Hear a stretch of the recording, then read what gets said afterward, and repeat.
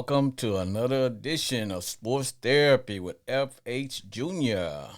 All right, today's show is hopefully going to be as exciting as the last show. I am going to start the show off with how do I say this? Now, this is not going to be a eulogy. It's really going to be I'm paying homage to a running back for the Dallas Cowboys. Although, as you look at my attire, I am fully dressed in Redskin slash football team gear. But I am a fan of what I call fair play, and just I'm just a fan of just a good player.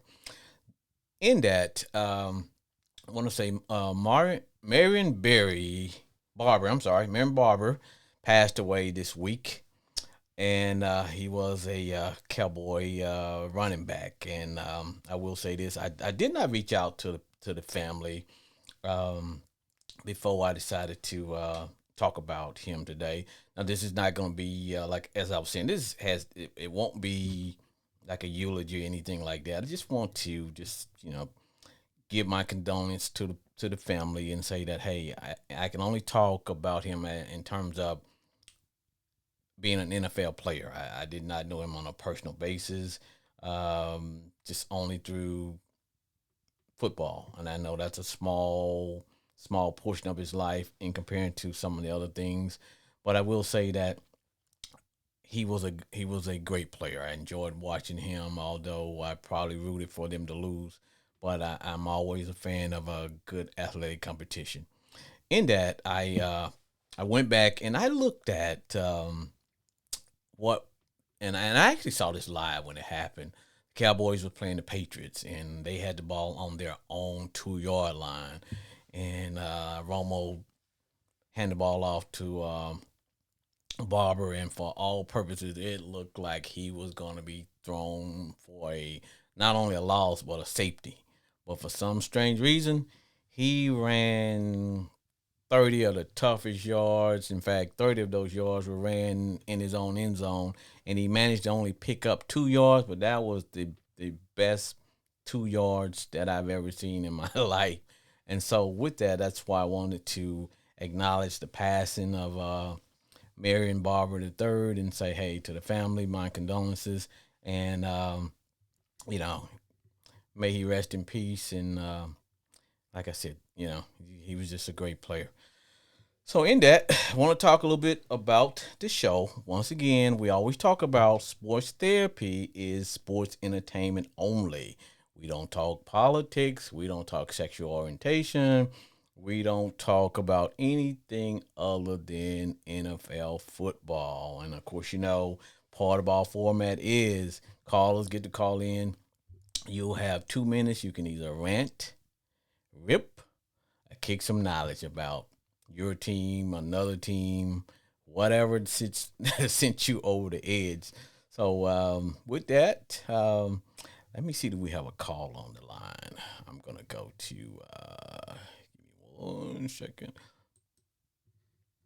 All right. So in talking about Marion Barber the third, I want to segue into a conversation about NFL running backs.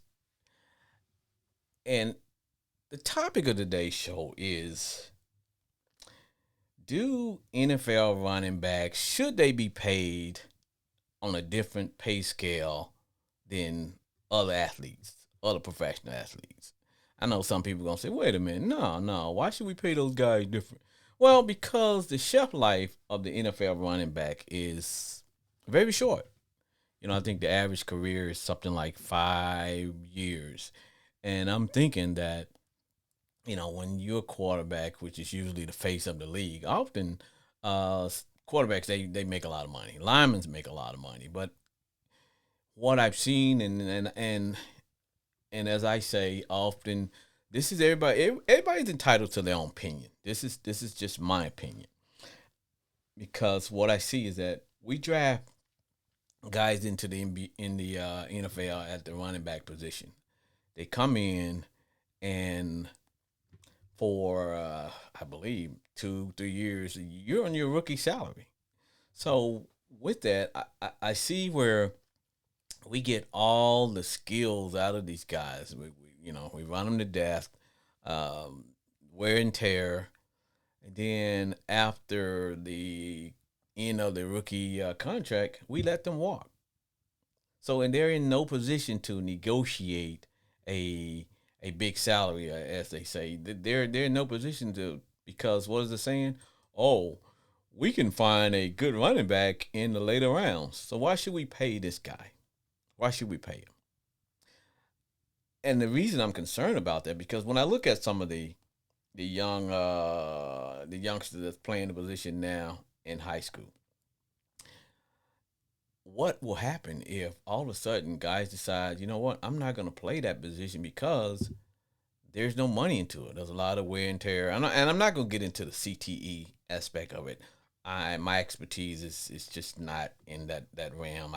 I'm no expert in terms of CTE, but I do know the wear and tear, and I say that based on what I've seen with running backs in the past. I mean, I've been watching the NFL for years. When I think of running backs, first one that comes to my mind was Earl Campbell. I mean, Earl Campbell came in, for those old school football players. Earl Campbell came into the league, and it was like, wow, you know. And a lot of times he would average something like 35, 40 carries a game. And it was very exciting until all of a sudden he was completely done in a couple of years. And nobody at the time, I don't think it entered the coaches' minds or owners or anybody in the NFL that the shelf life of a running back is small, in terms of the wear and tear, the constant wear and tear. So we just never really gave it any thought per se. And then all of a sudden you look at it in terms of, yeah, there's been some anomalies like Emmitt Smith, you know. He had a very long career running behind that big line of the Cowboys. But at the end of the day, Emmett may be that outlier, as they say, that one particular running back that, you know, a lot of things that came together in terms of offensive line, play calling, things of that nature. But when I look in terms of others who play the position, the longevity just isn't there. So I say, should the NFL running back, should they be paid on a different pay scale than anyone else? In other words, should they get their money up front? Pay me my money up front. Negotiate their salary up front. How I don't know if anyone can remember. We used to sign quarterbacks right out of college. They're coming in making a lot of money. They get their money up front, and a lot of them turn out to be the old bust. And I think that's where we went back and said, "Hey, look, we might need to reconsider, um, you know, that going forward, because paying these guys a lot of money up front. They're turning out not to be that good, and then all of a sudden it's like, okay, what are we doing? What are we doing? What are we doing? Yeah, what are we doing here?" And so, um, and I just think with the running back position, it's totally different. We have to look at the longevity of these guys, because we got kids in high school now are averaging well over 1,000 yards in their high school career. But when you look at it, that is a lot of wear and tear on the athlete. A lot of wear and tear. It's a lot of wear and tear. And then you go to college, you got, let's just say, if the athlete doesn't leave early, 4 years, look at that, 4 years of wear and tear. And then when you come into the pro, and if you are a high draft pick, you come into the pros, and it's like, okay, well, what are we doing? So there's a lot of wear and tear there. So that's why I'm thinking, and I may be the only person, that's that's out here, and I may be on this limb by myself in terms of you know, should these guys receive any kind of pay. So, but I'm just saying, to me, looking at the wear and tear, because if I'm a an athlete and I'm in high school, and if I know I'm not gonna get a lot of money, why would I pay that? Why would I play the position? You know, why would I? Why? I would have no incentive. That wouldn't be an incentive to me. And it reminds me of the NBA, the NBA, the National Basketball Association, where we have the the center position. Back in, I remember when you were 6'10", 6'11", you played in the paint. And now there's almost no place for the dominant center like a Shaquille O'Neal, Wilt Chamberlain, those type of the game has lost those guys. So it's almost like, you know, you have to be able to go outside of the paint and defend the pick and roll. So I'm making that connection to the NFL and saying we have to go back and really, really reassess the running back position. We got to reassess it and say, okay, what are we doing here? You know, because I know they're saying, hey, we can get a good running back in the later rounds. Yeah, we can get a good running back in the later rounds. So if that being the case, what do we do?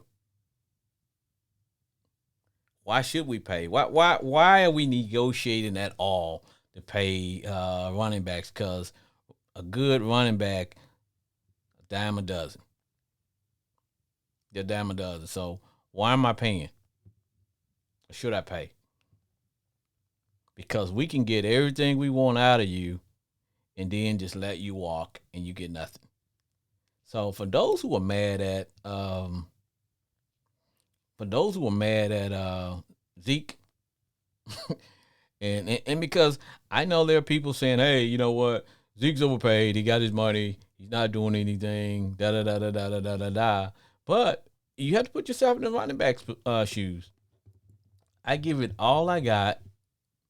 I give it all I got. I give you my best 2 or 3 years, and then I get nothing. You don't pay me. You basically say, okay, let him walk. Let him walk. He gets nothing. So that's where I'm coming down on that. I just think that, and I might be on that limb by myself. I might be on that limb by myself, but I just think that somewhere along the line, we have to look at the running back position. We have to look at that position and think about it. We have to maybe consider developing a different pay scale for the NFL running back, because we have to think about the fact that the shelf life of an NFL running back is definitely not long. Think about that. The shelf life of the NFL running back is not that long. And should we pay more money? Should we agree to pay them a little bit more, or should we just keep the status quo? My concern is that high schoolers are going to say, you know what, um, I'm not going to play the position anymore. Or what happens because I'm not saying it's good or bad, but I look at Debo Samuels, for example. Um, he's more of a hybrid type, and that may be where the league is going to. Give me the running back that can catch, the wide receiver type running back that can catch. If that being the case, then we can kind of do away with the position altogether. You remember how every team had a fullback? Now, fullback is almost like a pink elephant. You rarely see them anymore. It's like there are just no fullbacks whatsoever. None. So I'm just saying, what are we doing? What are we doing? What are we doing? So ponder on that. Ponder on that while we take a break. And remember, this is Sports Therapy with FH Jr. And if you're just tuning in and you like, okay, I am live streaming on Facebook. What the hell am I listening to? Who is this guy? This is Sports Therapy with FH Jr. And today's topic is NFL running backs. Should we pay them from a different pay scale? So we're going to take a little break. Hopefully, we'll get some callers calling in.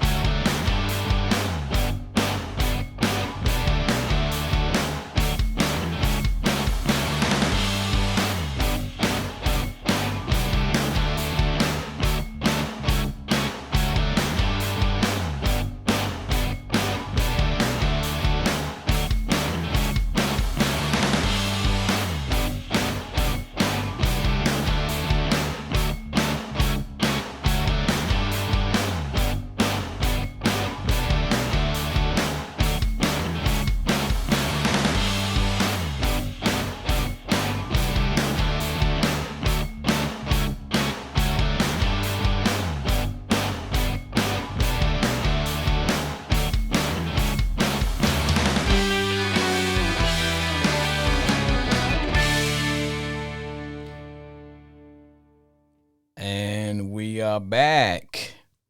Well, I'm going to continue to carry the show.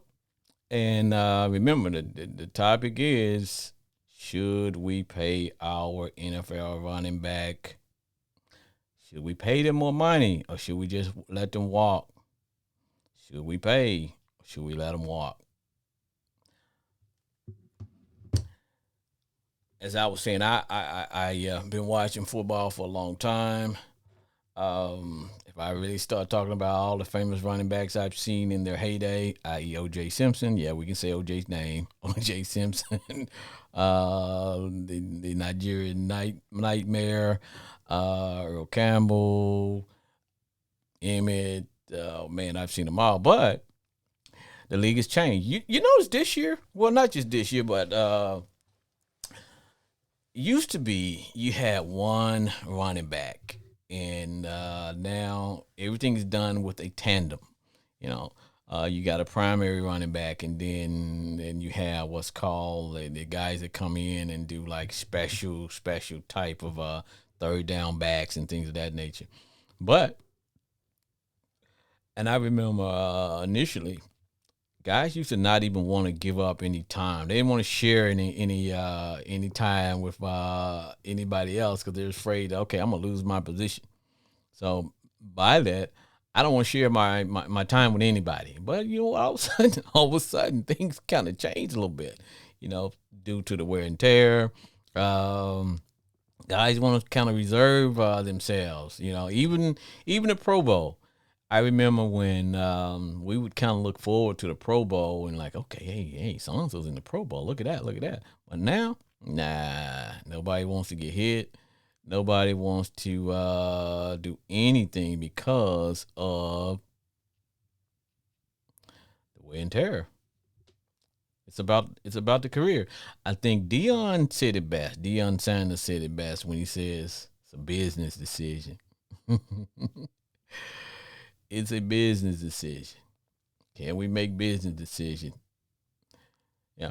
And if you are a parent and your child says, "Hey, I want to I want to my child want to be a running back." And would you allow him to be on that would you allow him to play that position, or would you try to discourage him from that position? what would you do?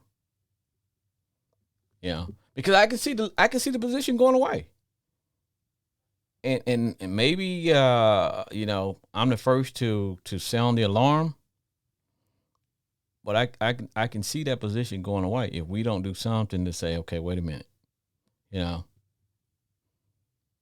we got to do something different. We have to go back and reevaluate the position. Should we pay them more money? Should we pay them more money? Now, if you're in the corner that says, well, those guys make too much money already,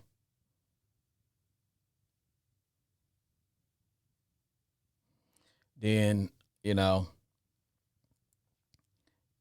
you're definitely not going to be for, you're definitely not going to be for helping. I mean, for paying more money.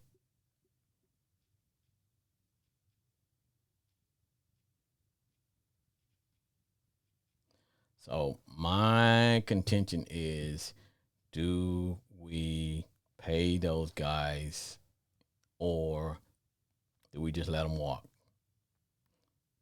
If I'm a running back, I take that into consideration now. I do. I take that in consideration. Do I want to play that position? Do I want to play that position? And if you are, I'm trying to think of the young man that's backing up Zeke, yeah, and everybody want to see him play. But everyone want to see him play. But if I'm like, okay, um, he had a good couple years, so now is this the time where he negotiate and get his money? Yeah, everybody want to see him play. But what happens when? Because I think his contract is coming up. It's time to pay him. Or do we let him just walk?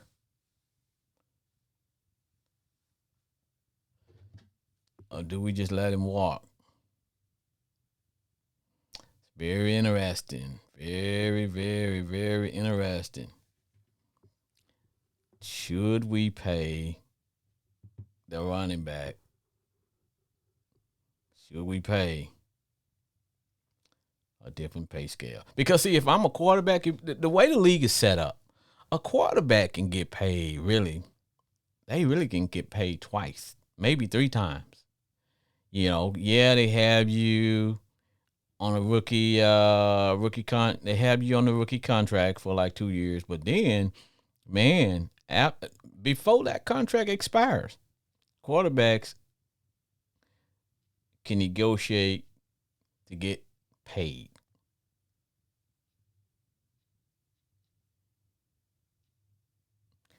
They can negotiate to get paid. I.e., Tyler Murray.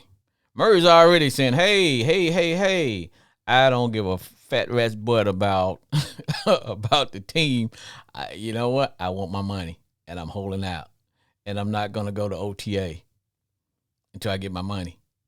And if he gets his money right now, I'm sure he'll probably sign from, I don't know, maybe 4 years. Think about it. He's a young guy. He's what, 24, 25. So okay, 4 or 5 years from now, say he signed for what's it going, Patrick Mahomes. My homie got what, $200 million.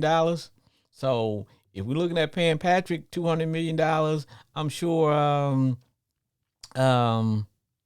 my man can get somewhere along that salary. May not get 200, yeah, but he can get his money. And then after I don't know, after that contract, if Murray signs, he can negotiate and get paid again. So think about that. If you're a running back, you sitting on the sideline getting your head bashed in. You get your head bashed in, and you think, what the hell? I'm in my rookie contract is coming to an end, and who do I talk to? Because I can see that train at the end of the tunnel that's saying, okay, hey, when you get when this contract ends, we're gonna let you walk, and you're not gonna be in any position to negotiate from a position of strength. And that's why I'm not mad at Zeke when Zeke said, "Hell, I'm not gonna play unless y'all pay me." I'm cool with it. I think every running back deserved that. Maybe because that's the position I played in the high school. You know, now I was nowhere near what these guys are, but I understand you have to pay those guys. You know, wide receivers, they can get paid. You know, although there are some things that there are some changes coming about now where we're looking at this and saying, okay, we got the high school kids that are coming up and they're learning with the 7-on-7 drills. College kids are coming more in the league NFL ready, so we really don't have to pay them as much. But I still say you're comparing apples to oranges in terms of the two positions, you know, and that's why I'm trying hard to stay away from the CTE because, like I said, I'm not an expert in that field. That's not my expertise. But unless you've been living in a cave for the last 10 years, you see the effects of a long-term football career. And like I said, I'm not expert in that. I'm trying not to go down that trail, but there's a correlation between um, the contact that NFL players receive. And I know, to me, just from my own edification, just my own sitting on the sideline playing armchair quarterback. Um, I just think the running back takes a lot of wear and tear. The middle linebacker, a lot of wear and tear. Defensive ends, a lot of wear and tear because those are what I call seek and destroy position. You know, those are what I call seek and destroy position, where you're basically on every play.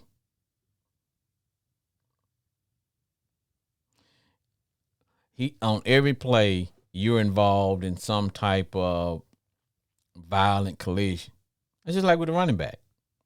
You know, either you're getting hit, you're having to block and take on, in some cases, defensive ends, linebackers, guys who may outweigh you. Might, but at the end of your rookie contract, we're gonna let you walk because we can find a good running back in anywhere in the late rounds. I can tell you when I think about it, the Denver Broncos, they had a history of just finding running backs, And was it the running back or was it the system? Some people say, hey, you're not that great of a running back. It's the system. We can put F.A. Jr. in the backfield and hand him the ball, and he can still, be 1,000-yard back. And that's where we get into that why do we need to pay these guys? Because we can get a good running back anywhere. We don't have to pay you. Then I look at some of the guys and you say, wait a minute. It's not the system, it's the player. Or do the players make the system? Something to ponder on. Something to ponder on. Something to ponder on. I'm just saying. So we're gonna take another break here and just think about that. Should NFL running backs, should they be paid from a different pay scale, or should we just let them walk? If you're just tuning in and you're thinking, what the hell is this guy talking about? Who is this guy? And what is he talking about? This is Sports Therapy with F.H. Jr., where callers get up to 2 minutes to call in and rant, rip, or kick some knowledge about anything NFL related, especially with regards to your team. Um, if you want to call in, the number to call in is 940-329-4110. That's 940-329-4110. And you can call and speak your piece. So we're going to take a break and we'll be right back.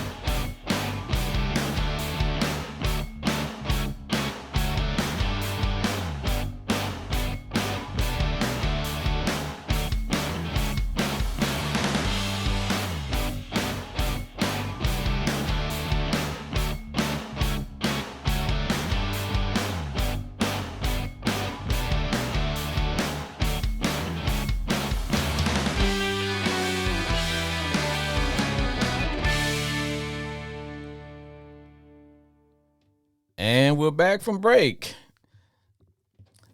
Once again, our topic is, should NFL running backs be paid off a different pay scale? Should they receive more money? Should we just let them walk? Something to ponder on. Something to ponder on. Should we pay them or should we not? Should we bag up a couple Loomis trucks? If you don't know what a Loomis truck is, those one that's where all the money's kept. Should we bag up a couple of those and say, okay? But like I said, if I'm playing GM, general manager, and I'm not gonna make any change because this works for my benefit, you know. And one thing about the NFL,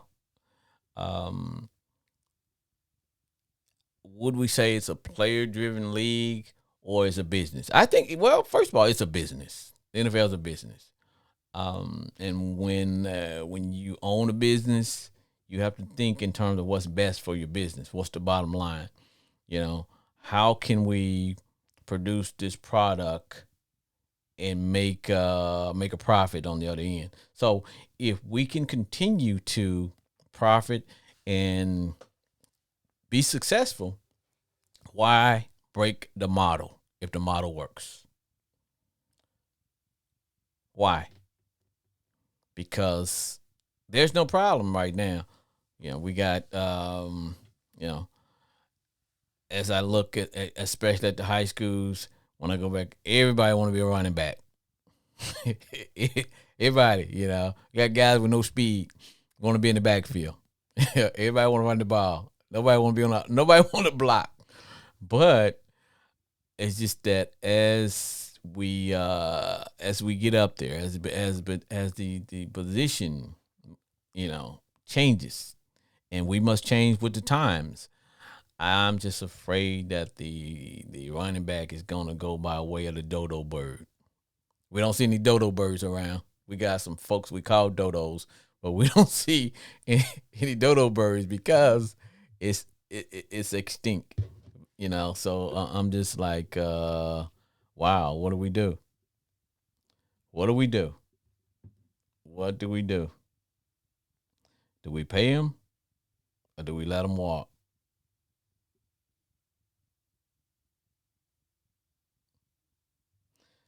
Do we pay them or do we let them walk? Do we pay our running backs?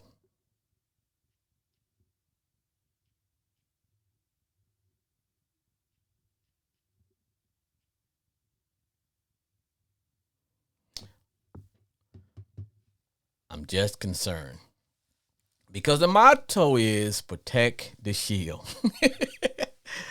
Protect the shield, baby. Protect the shield.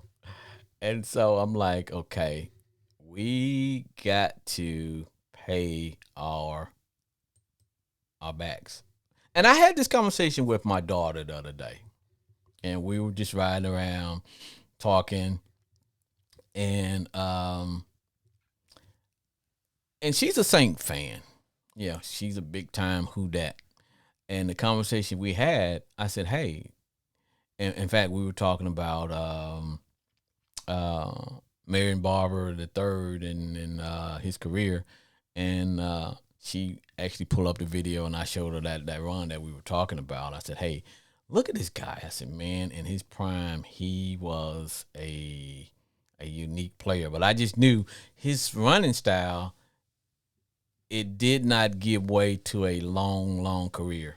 And that's just the NFL football player all together, especially the running back. But I just knew he had a bruising style. He didn't. I rarely saw him run out of bounds. Hell, I don't remember ever seeing him run out of bounds. But that was part of the conversation that we were having, and I said, "Hey, did you know that a lot of guys come into the league and they're on what's called a rookie contract? And in the first couple of years, even you could be a first round draft pick or whatever. In the first couple of years, they come into the league. Um, you don't have to pay them no more than the minimum or whatever the rookie negotiated salary is." I said, "You don't have to pay them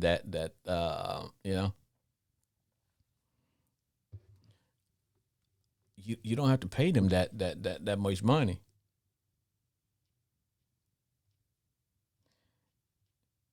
Hold on, I got a caller trying to get in here.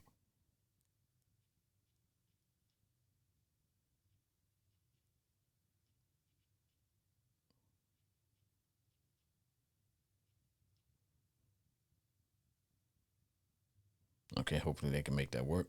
So as I was saying, um, you really don't have to pay.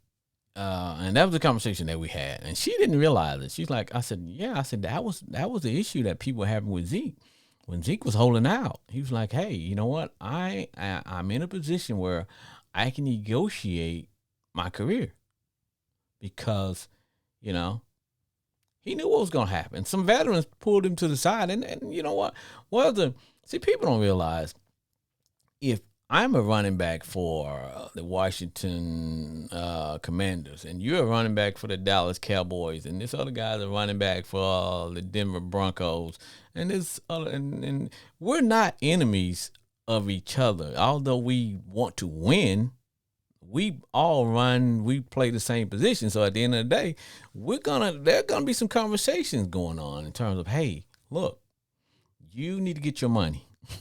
Yeah, get your money. And so that's what he did. And of course, you got people mad at him from last year. Oh, wait a minute, well, him and he got not him. I'm sorry, Zeke got his money, and look at it, he's not even running hard. And like, seriously, like, nah. Yeah. No, he's got his money now, man. Look, we need to get rid of him. We need to let our Pollard play. Seriously? You have to get your money and think in terms of your career because the shelf life of a NFL running back is very, very, very short. It is very short. And that's why I say, hey, get your money. And I'm wondering, am I the only one to have these thoughts? Because I'm not the keeper of the league at all. Now I am the keeper of my little space here, which is the command center. In fact, let everyone kind of see what the command center looks like. I'm gonna lean to the left or to the right. This is the command center. As you can see, I got the back of my wall. You can see my sign letting you know that my team is the Washington Commanders. I got gear up top. I got my football. Now there's a green box, and that's my sponsor, which is Crown Royal. Um, I got some jerseys hanging in the back, but I am coming to you from a small space. It's called my closet. And I can tell you there will never, never, never, never, never, never be a guest studio host other than myself for sports therapy with FH Jr. Now, I'm not saying I will never have a guest, but there will never be a studio guest because there's not enough room in the closet for anyone else but myself. And plus, the landlord gives me a real good rate. So, with that, that's where we are with that. But I just know that unless we do something and take a real good look at the running back position, then I think we're gonna be in trouble. And I may be the first one sounding the alarm. And if I am, then hey, kudos to me. But I just know that, and I remember when the Cowboys had Murray, and he had a great year. I mean, the guy led the league, and they ran him to death. And then when it came time for him to negotiate a salary, they just let him walk. Let him walk. And he went to another team, didn't have the success that he had, and basically was pretty much out the league within 2 years. I don't know as far as the finance. I'm sure that because I think he's coaching now.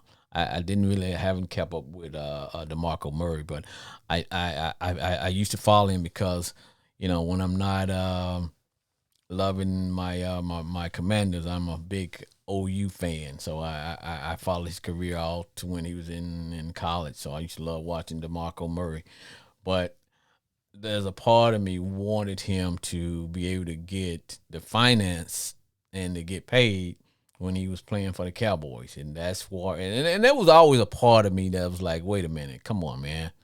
Pay that brother. Pay him his money. Pay him his money. But he just, I just know that if I am a if I am in high school right now, I would not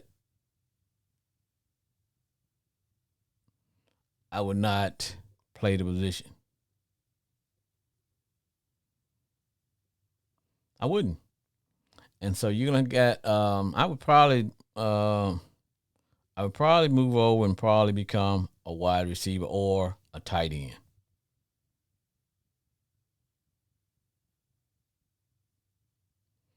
I would be a tight end. I just don't see. I just because there's no payoff in the position because every kid have visions of playing in the NFL, and that's where I guess as a counselor, myself and others come in because we have to like kind of we don't crush anybody's hopes and dreams, but we try to funnel them into reality a little bit, and so but every kid they all, the conversation for every kid, they're playing any kind of organized sports in middle school, high school, is to get to the league, whether it's football or basketball, or soccer, or volleyball or golf or whatever. It's to be a professional, you know. And the key to that is, you do it to get paid. And that's why I have no problem with the college guys being able to get paid now. You know,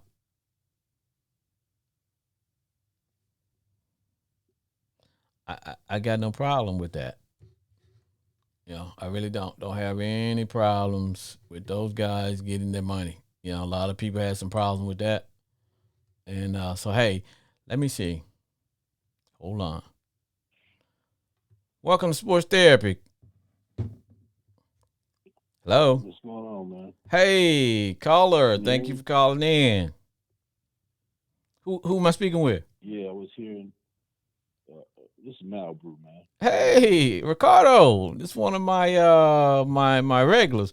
Ricardo, you are. I think you're going to be my expert in terms because let me ask you this question. This is a topic. If you're just tuning in, we gave some homage to former running back for the Dallas Cowboys, Marion Barber. I don't know if you're familiar with him. I'm pretty sure you are. He did pass away earlier this Yeah. week, and just wanted to Mhm. just send out some condolences to the family. And we talked a little bit about his career, but that segued into what we're talking about now, which is, and I don't know where you're gonna come down on this, but this is what I believe that the NFL should look at the the pay scale of the NFL running back and maybe consider negotiating from a different point of view or a different position as regular players because of the short life of the career. What do you think? So I think you're exactly right. You may not be into crushing dreams, but I sure am, and for that oh, reason, oh hell! Let hold on. because Let me hit the bell for myself. All right, let's crush some dreams. well. Here's the numbers because I heard you talking about DeMarco Murray, and DeMarco Murray played 7 seasons in the NFL. In Nope. that short time span, he only made $25.7 million. That's not a lot of money. Most of that goes to taxes. A lot of that goes to taxes, right? So really, he pocketed anywhere between 13 and 14 million dollars, $2 million per year for his entire career. That's no money, especially for a prolific back like he was for Yes. that short stint period of time. At least for at least 5 years with the Cowboys, right? And so when he came to, I remember this when he came to negotiate his contract. I remember Skip Bayless saying, "Well, should we just cut him loose?" Right? Even Skip Bayless had an opinion about this. He's not what he used to be. He's a little slower. All the excuses. And then the next thing you know, the Dallas Cowboys traded him to the Philadelphia Eagles, where he was very, very much fruitless.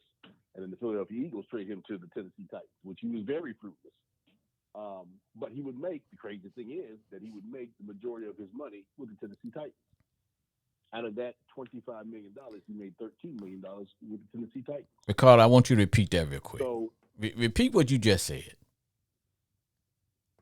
for the listening about for the listening audience, for those who just fell off the I'm couch. saying he made $25 million in 7 seasons. The majority of that money in which he made was his last 2 seasons in Tennessee. But he did his most damage with the Cowboys, who Yes. didn't want to pay him. And on the advice of Skip Bayless, who said, well, maybe he's losing a little something, right? Because Skip Bayless has covered the Cowboys for years. Skip Bayless knows Jerry Jones. He understands Jerry Jones. He he is one with Jerry Jones. And so when he says things like that on uh, Skip and Shannon, right? Mm-hmm. That doesn't mean that Jerry's wheels aren't turning, Right. right? So Jerry trades him to Philadelphia, where he becomes fruitless, and then Philadelphia trades him to Tennessee, right? And the crazy thing about Tennessee is that they're so desperate for a decent running back that they definitely overpaid him for his time there. Short time But there. we can't really necessarily say for his short stint there with Tennessee, they overpay him because they're in need of a pretty good running back, right? It's a necessity thing, right? He's a free agent, right? They normally in free agency teams seem to overpay for certain athletes, right? For certain things in which they need. If I need a running back, I'm probably going to overpay for that running back, especially if he's a household name, if he's an All Pro, if he's a Pro Bowler, in that order, right? So normally I'm going to overpay for that position, right? And DeMarco Murray was only a shell of himself when he got to Tennessee. He wasn't the DeMarco Murray that he was with the Cowboys, right? That bruising back, that back that was hard to get to the ground, Right. right? but Dallas didn't want to pay for him because why? They had other backs. They had other backs that they had their eye on, right? They had their eye on Zeke, right? So this stigma about running backs. I remember when I was a kid, the running back was the highest paid Yes. position. Everybody want to be the running Okay, back. Coach had to like, nah, nah, that was you. the lowest paid position. And the reason why the running back could be the highest paid position when I was a kid in the 1980s is because teams didn't really throw the ball. Not like that. I mean, unless you were Joe Montana, right? Yes. you, know, you really didn't throw the ball, right? You had bruising backs, right? You had the Campbells, right? You had the Ironhead Haywoods. You had the right. You had these bruising backs. Where they would go on these long drives and just eat the entire Yes, quarter up. 16 play drives, Yeah. 18 play drives, right? That type of stuff. So So so so you know, I, Ricardo, I feel. so Ricardo, Mhm. what do we do? Because am I the only one noticing that the house is on fire? What do we do? No, everybody knows. Because I know from talking to you in the past, I know you're a coach. So what do you say to the high school kid It, who, is the position going away? Because remember, um, no, it, the it position's not going away. The position will never go away. The problem is that the game evolves, okay, right? okay, I Now got you. the position may be the position may be 2-1, where the quarterback is the running back, similar to what a Taysom Hill is, Or right? or, or, Where you or, don't know who or your or the quarterback running is back is the until wide receiver, similar to Debo you know. Samuels. Yeah, I mean the game is evolving, right? Debo, we know Debo's a wide receiver, but Debo could also take the ball on a reverse. He can take Mm-hmm. it on a sweep. He can take it on a dive. He can take it as a wildcat. He's got many different skill sets. He's a wide receiver who has the skill set of a running back. But You know, let me ask you this. first one to do it was the first one to do it was number 88 for the Green Bay Packers. He used to play for the New Orleans Saints, and I forget his name, but he was one of the first ones to convert wide receiver or make that blurred line between wide receiver and running back. Well, So see he was very that's successful why I at it, wanted to ask you. So now and that was is with is Green Bay. is that the player that we're looking for when we go to college? Yes, Is that when NFL draft? Is yes, that because the Commanders have a guy the same way? He was a wide receiver in college at Memphis, and now he's a running back. yes, And you see what I'm saying? yes. I mean, you have to be a wide receiver that has running back tendencies.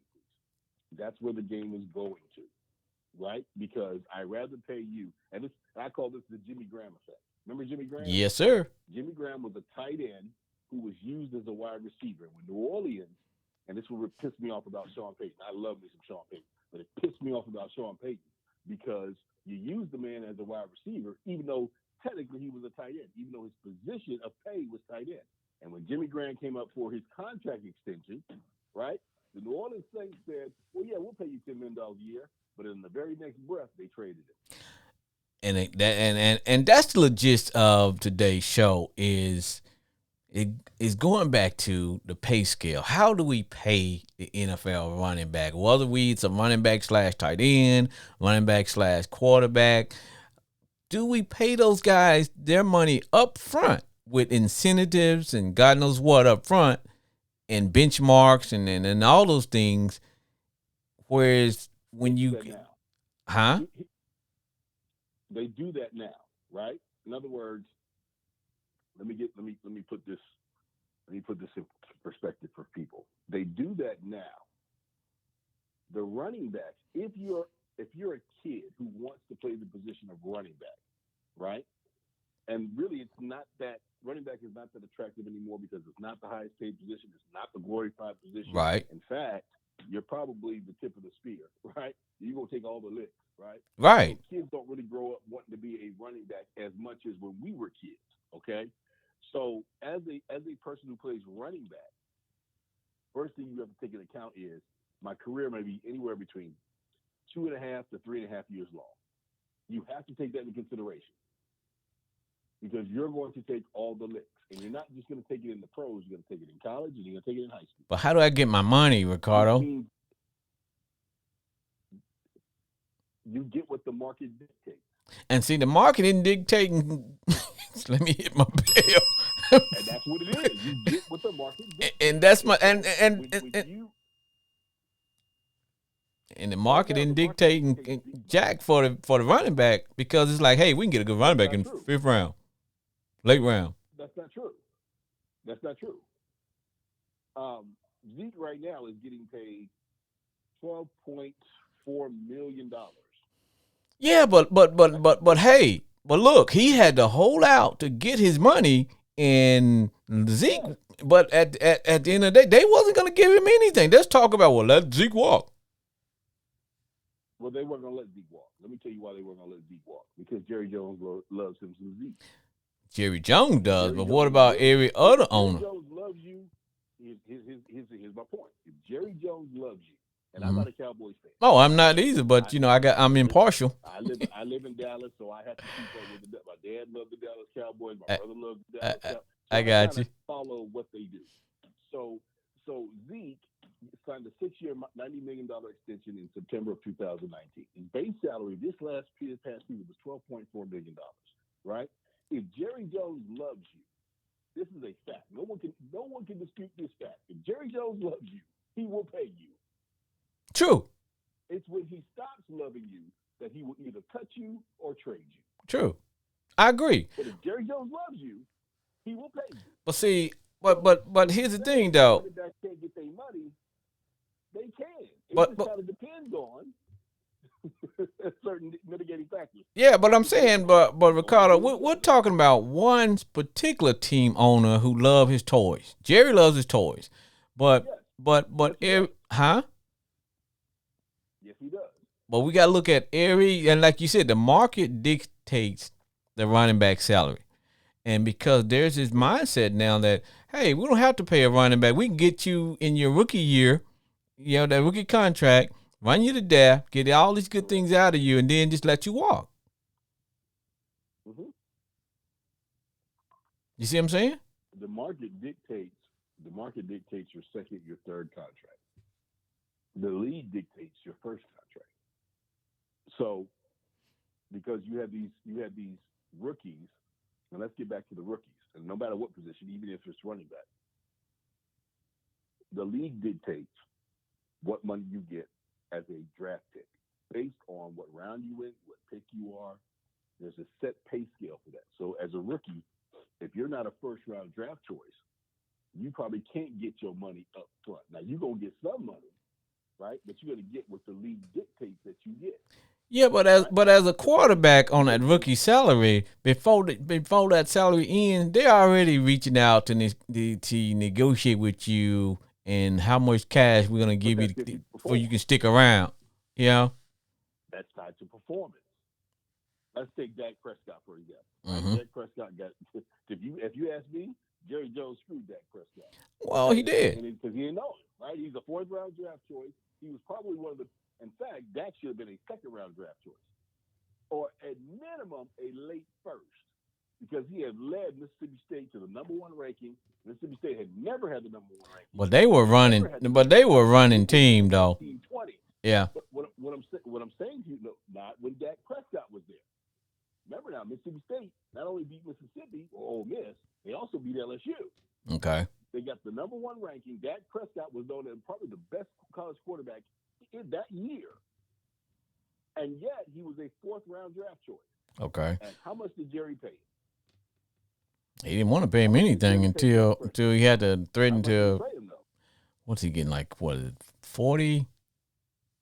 Is he getting like 40 a year? Well, no, not in his rookie contract. No. I'm talking about right now. Dak made, and this is sad, Dak made he had a 4-year deal. It was about $2 million.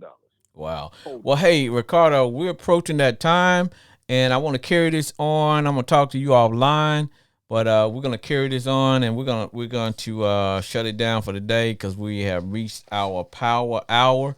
And This has been Sports Therapy with FH Jr. To our callers and our listeners out there, thank you all for calling. And remember, if you like the show, hit me up. If you hate the show, hit me up too. And this is Sports Therapy, and we're getting ready to sign off. And remember, to all the golden lions, stay golden.